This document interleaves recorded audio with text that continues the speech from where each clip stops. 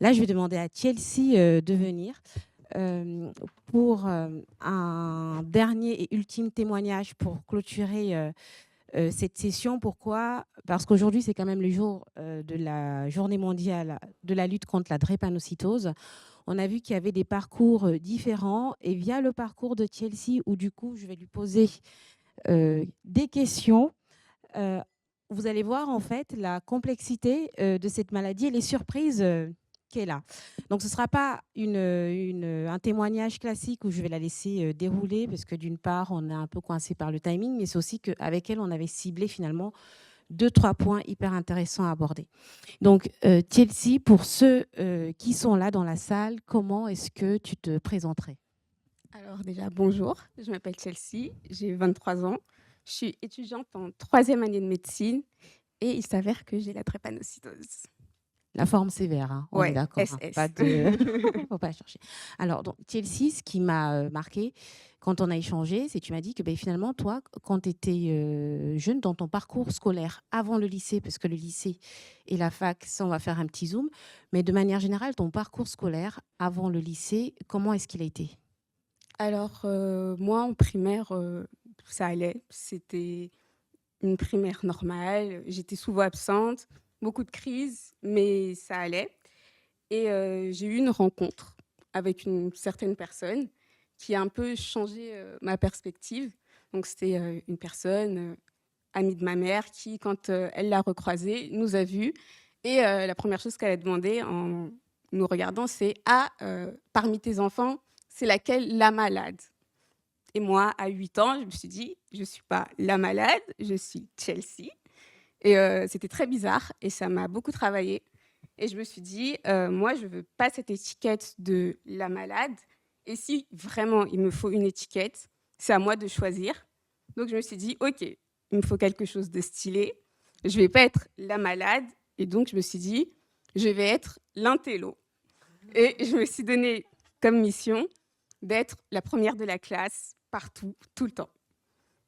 Donc du coup, tu prends donc cette voie, tu habites en banlieue, tu es dans un établissement qui est proche de chez toi et pour la seconde, tu changes donc d'établissement avec un impact sur sur ton temps de trajet, donc fatigabilité. Donc je te laisse nous dire quel établissement et le temps de trajet que ça te prenait.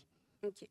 Alors, bah, j'ai réussi ma mission, donc j'étais, 1re de ma classe, première du collège d'ailleurs et donc à l'issue de cela, mes professeurs m'ont proposé, d'envoyer ma candidature dans 2 lycées prestigieux de Paris, donc Louis-le-Grand et Henri IV.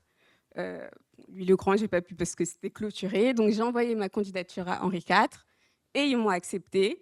Donc j'ai fait, ma seconde, tout mon lycée au lycée Henri IV, qui était à 1 heure, voire 1 heure et demie de chez moi en transport, Par trajet. par trajet, ouais. Et donc là, pendant tes 3 années donc, de lycée, où tu te tapes 1 heure et demie le matin, 1 heure et demie le soir avec le stress, la fatigue, l'intensité de ces études, comment est-ce que ta drépanocytose se comporte? Alors, faut savoir qu'avant, bon, pendant mes années collège, j'ai fait aucune crise, vraiment mes meilleures années et quand je suis, arrivée au lycée, bah, avec la pression, la fatigue et le travail, j'ai recommencé à faire des crises, mais c'était plutôt 1 voire 2 crises par an. C'était gérable, c'était habituel, donc ça allait. Au lycée, ça allait.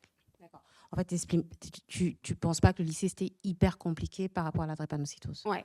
À ce moment-là, je me disais: «Ça va, rien de différent». Et donc tu passes ton bac. Tu arrives donc en fac de médecine, c'est un concours sélectif et là, pendant cette année, c'est l'époque du, covid, c'est ça? Comment ça se passe?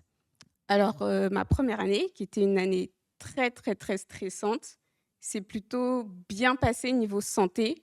J'ai pas eu de crise, donc c'était assez bien. Mais malheureusement, j'ai pas eu, médecine, à l'issue de cette année-là.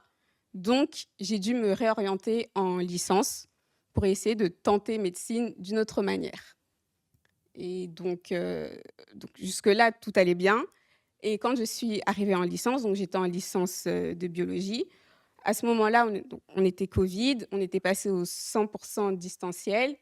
Le premier semestre s'est très bien passé. Aucune crise, j'avais de bonnes notes. J'étais stressée parce que, bon, ça compte quand même pour mon dossier, mais tout allait bien. Et arrive l'année 2021, donc début deuxième semestre, et là, plus rien n'allait.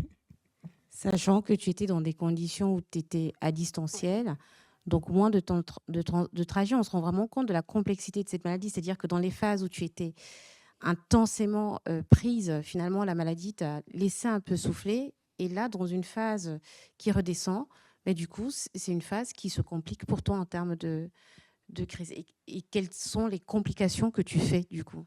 Alors déjà, il faut savoir qu'avant 2021, je n'avais jamais entendu parler de réa, jamais entendu parler de syndrome thoracique aigu, enfin tout ça, c'est jamais entendu.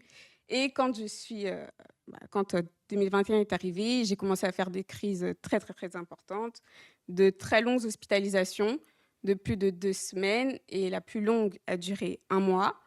Et quand j'étais hospitalisée et que je sortais, 3 jours plus tard, je me retrouvais hospitalisée. Donc voilà, et je faisais des crises d'anémie très, très, très importantes, dont l'une où je me suis retrouvée avec une hémoglobine à 3, et j'ai été héliportée dans un autre hôpital en réa. Donc c'était vraiment du nouveau pour moi, très choquant et très nouveau.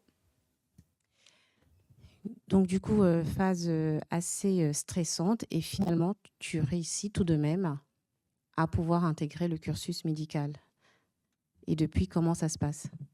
Alors depuis, ça se passe bien parce que j'ai appris à mettre ma santé au premier plan, ce que je ne faisais pas du tout avant.